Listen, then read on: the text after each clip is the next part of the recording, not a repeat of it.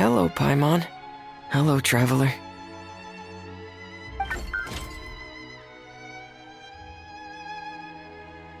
Is the crown ready? Yes, we're just waiting for Zuria now. She hasn't arrived yet. Then let's wait for her a little while. Or actually, maybe we can go find her. It's not too far from here anyway. Didn't she say she just lives on the hill over there? Hey, traveler, Paimon. Oh, and speaking of... Found you two at long last. I'm so glad that you both are all right. Huh? Why are you here, Miss Delaroche? And what could have happened to us? What could have happened? That water imp Thelxie, of course. After I gave you that commission the other day, I began to get worried and went asking about the boy that went missing. Oh, that? We've got it all figured out now. The boy you heard about was just Fremine. Even the missing fish was his fault. Don't worry, we'll help you get the fish back as soon as we're done with this job. Oh, sorry about that. I've been diving in the area recently. Huh? Fremine? Diving? No, that's not what happened at all. I've heard a completely different account.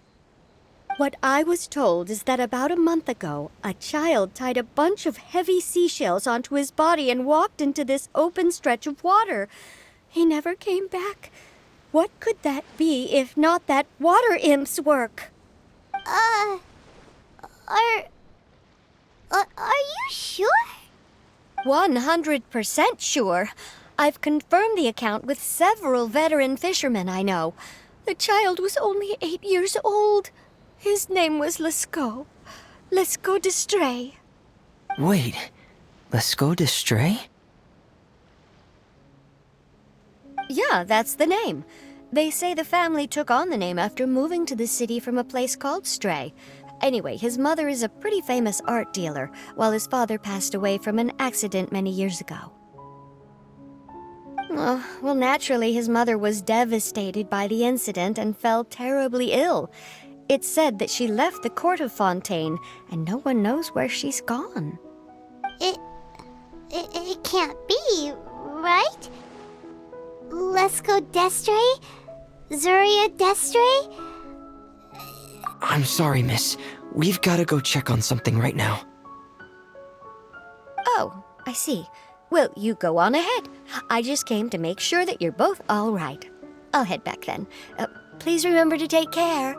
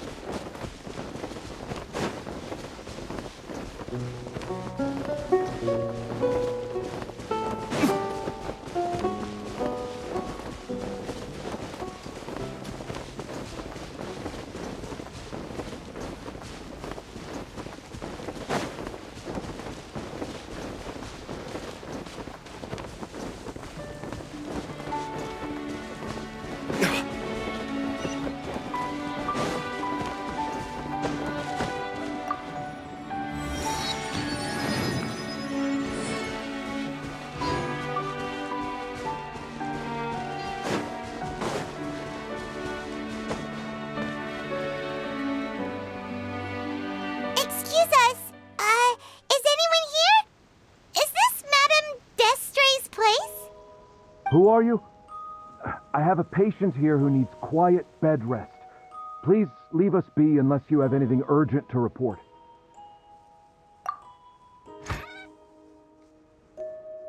This is the residence of Zuria d'Estray, and I'm Jala Khan, her family doctor. What did you mean by your question just now? Who else could be my patient? Your patient should be Zuria's son, right? She told us herself that her son had contracted loneliness syndrome.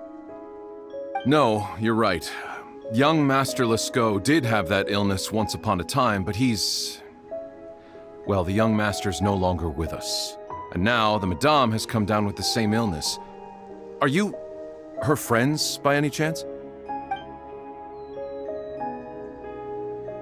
Oh. So, when she had requested time to go out over the past few days, it was so she could spend them with you. So, if I'm understanding this right, the one who's suffering from uncontrollable delusions is the Madame herself? She believes her son is still alive? That is correct. When the young master disappeared, she was organizing an art exhibit that she had specifically prepared for him. But since she had to leave the house, she was unable to see her son one last time. That might have been the trigger for her regret. Or perhaps the family's fall into loneliness and grief was inevitable as soon as the old master passed away. First the son, and then the mother. But how could that be? She really looked like she had a handle on everything.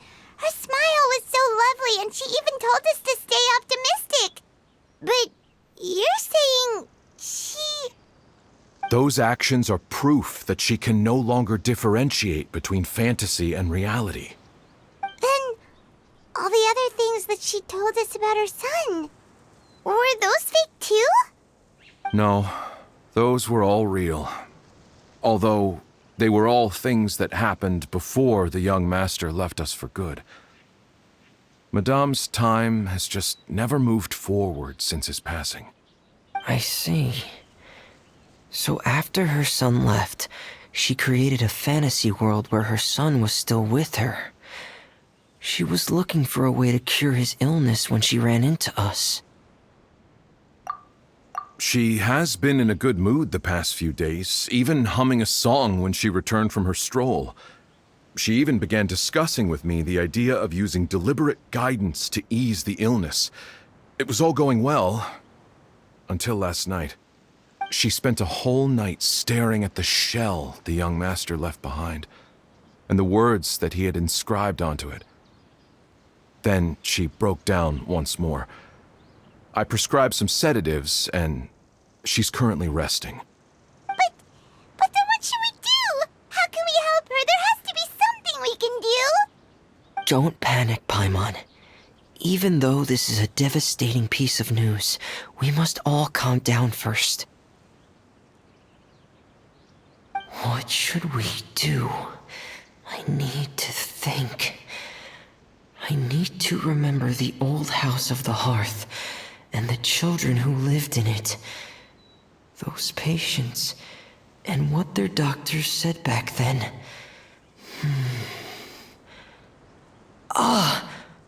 What if... Dr. Jalacan, have you seen a picture book? The Madame should have brought it back with her. Are you thinking about trying the guidance therapy she talked to me about before? It's worth a shot. I'll go get the book. Yes, this is it. That's right. If what Dr. Jalacan said was true, the past few days have been very helpful to Zuria, so we should complete this journey. We need to show her that her child has found a happy ending in the world of her dreams. But wouldn't that just make it harder for her to accept reality? One must first face reality before accepting it. The Madame has been crushed by her feelings of grief and can no longer bring herself to face reality. Our first priority would be to get her out of this state. Right. Before today, I had thought she wanted to use Thelxie's fantastic adventures to save her son. But now, I think she might need it to save herself. And if we could complete it, we should be able to give her some feeling of inspiration and closure. Maybe those feelings would be enough to give her some courage to face reality again. There's no time to waste. Let's set off right away.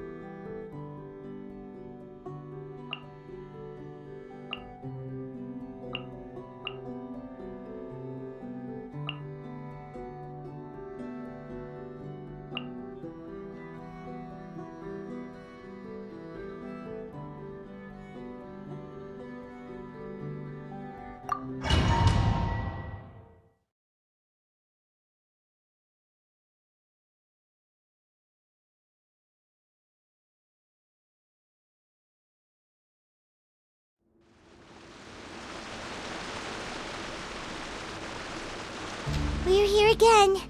This is the final part of Thelxie's journey, but the most important person is missing.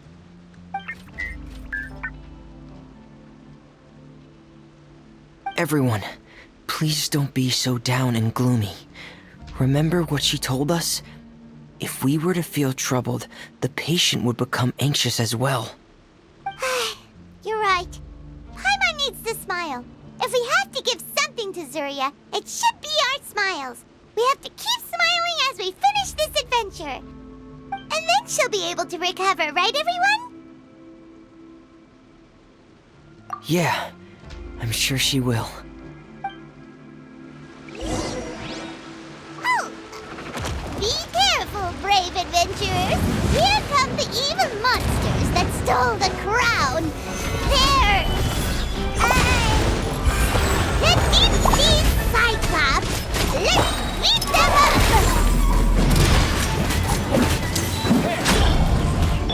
There is no escape! Fire hazard! Watch out, everyone! They're coming at us again! There's no need to fear! Prince Thelxie looks stronger than ever today! He must be going all out! Shine down! Ha! Ha! Yeah! Ha! Get in gear! Oh, this is the final enemy, right? We'll reclaim the crown for you now, Your Highness! Show terror! There is no escape! Here come the fireworks! The fuse is lit!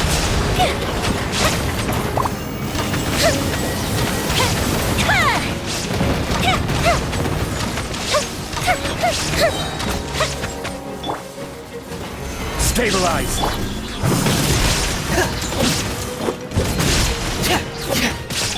Allow me! Yeah!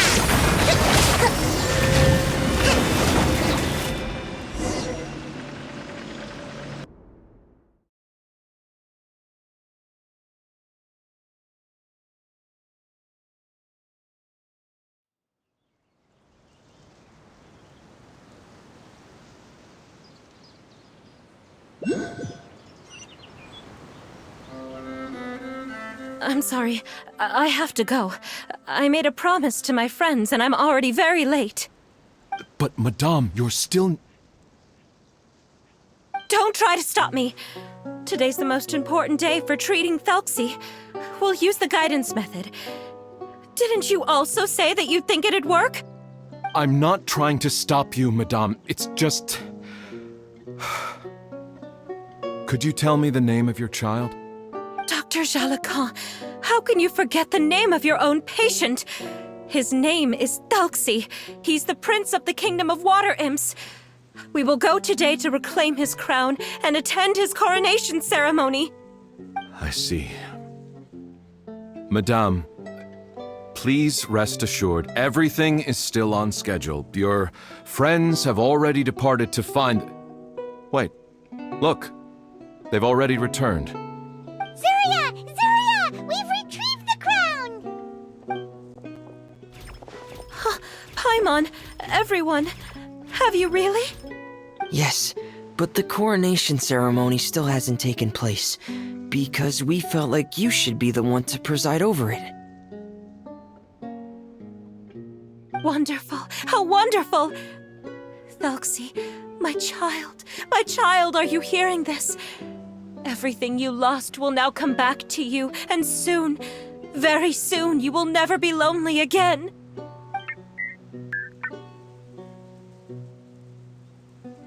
And the last page of the picture book. It's still waiting for you to illustrate in color. Right, the picture book. But I don't know what I should put on the last page. Don't worry, Thelxie and his friends all know what should go on it. Get ready, Zuria. We'll describe everything for you. Okay.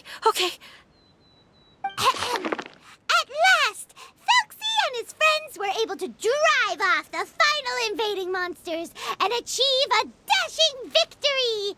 Their success was complete, and the recovered crown resplendent. The water imps, finally returning to their homes, showered the prince with love and applause as he greeted them. They once again offered their precious shells to the prince and reconstructed the rainbow bridge of old. As he watched the scene unfold, the prince could not help but be touched by its beauty. Moved by everyone's happiness, the prince stepped onto the rainbow bridge and took a good look at all the friends who had gone on the journey with him. There stood the traveler, Goddess Paimon, Fremine, and... Where's the last person? The prince looked frantically around, but could not find the person he wanted to see most. At that moment, the person suddenly appeared on the other side of the bridge. She walked towards him with a smile and slowly lifted her veil. The prince could not hold back his tears. He recognized then that the mysterious person that had been by his side the whole time was none other than his mother. Zuria walked across the bridge and placed the crown above the prince's head. She smiled down upon him as she said, "My prince, my king, you shall never, ever need to feel lonely again." That's the end of the story, Zuria. Thank you. Thank you all. I am so sorry, my child. Maman should have spent more time with you. Did you hear the story? You'll never have to feel lonely again.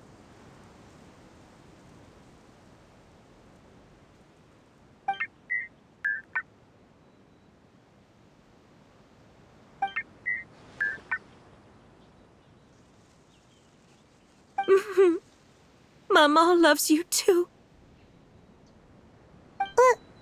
What's happening? Is Zuria talking to Thelxie? Quick, put on my diving helmet. There's a transcription module in it that's compatible with Thelxie's output signals. You should be able to use it to understand what Thelxie's saying.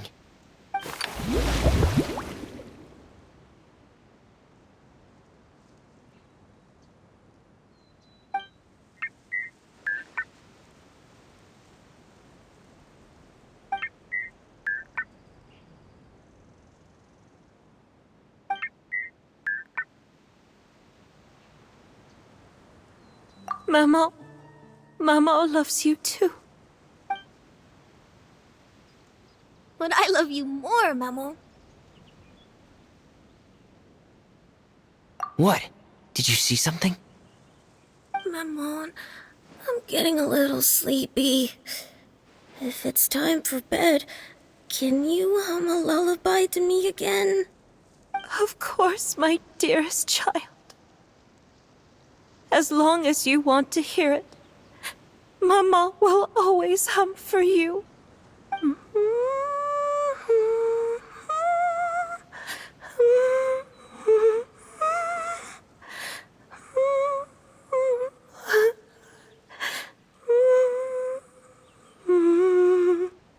Thank you, Maman. Your lullaby has always been my favorite. Now that I've heard it, I can return to my dream and to the kingdom of water imps in peace. My poor darling. Please don't forget. I will always love you. My love is greater than the entire distance between here and the kingdom of water imps. I won't forget, Maman. And so is my love for you. Greater than the entire distance between here and the kingdom of water imps. Good night, Maman.